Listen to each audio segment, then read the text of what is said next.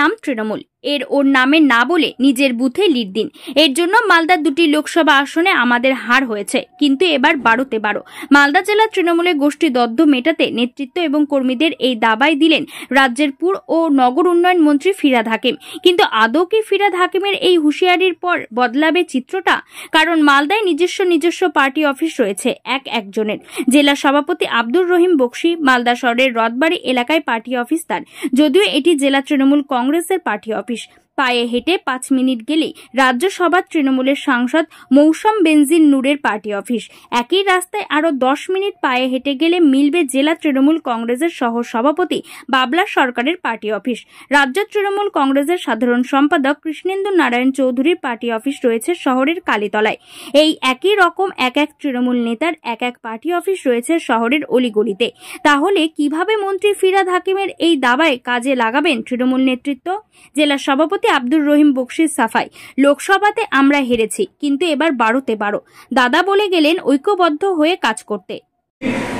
একটা জিনিস করতে হবে, আমরা যে যার নিজের বুথটাকে শুধু দায়িত্ব নেব।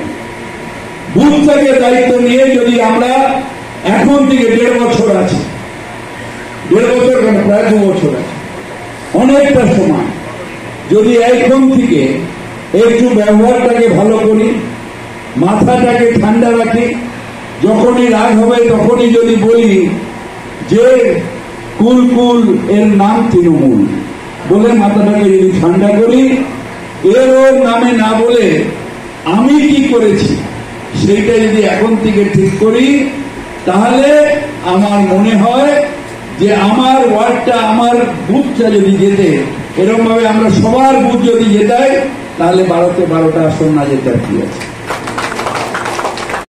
তারা তোমার ভালো বলেছেন, লোকসভায় তোমার ভুলের জন্য তো লোকসভায় হেরেছি, যাতে 12টায় আসনে আমরা জিততে পারি, তার জন্য তোমাদের আরো বেশি সক্রিয় হতে হবে, আরো বেশি ঐক্যবদ্ধভাবে কাজ করতে হবে।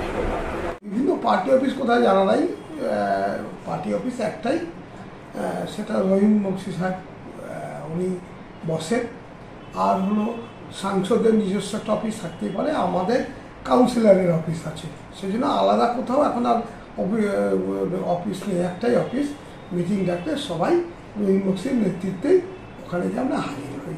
আর এই জন্যই উনি বলেছেন সবাই একজোটে, প্রচুর লোক যায় প্রতি বছর, এবারও যাবে। কিন্তু ঠিক আছে, আমরা মাথা নিচু করে এবার 21শে জুলাই পালন করব, কারণ মালদাবাসীকে আমরা মন জয় করতে পারিনি। আমরা যারা তৃণমূল কংগ্রেস করি, আমরা ডাহা ফেল করেছি। সারা বাংলার মানুষ যেখানে ভারতীয় জনতা পার্টি বা কংগ্রেসকে নিশ্চিন্ত করে দিয়েছে, সেখানে মালদাতে ভারতীয় জনতা পার্টি কংগ্রেস প্রতিষ্ঠিত হয়েছে তৃণমূলকে পরাজিত করে। এটা খুব ক্ষোভের, দুঃখের বিষয়টি হচ্ছে, আমরা বহু বছর ধরে দেখছি মাননীয় মুখ্যমন্ত্রী যখনই মালদায় আসেন তখন জেলার তৃণমূলের গোষ্ঠীকন্দল নিয়ে তিনি বলেন, কিন্তু সেইটা এখনো পর্যন্ত তৃণমূলের গোষ্ঠীকন্দলটা থেকেই গেছে। এবং গতকাল ফিরহাদ হাকিম এসেছিলেন, তিনিও বলেছেন। আমার যেটা ধারণা, এরা বলে যাবে, গোষ্ঠীকন্দল মালদায় চলবে এবং বিভিন্ন নেতার বিভিন্ন অফিস সেগুলো চলবে, এটা নিয়ে ভাবার কিছু নেই আমাদের। Bureau report, news for Bengal. This channel does not promote or encourage any illegal activities. All contents provided by this channel is meant for educational purpose only.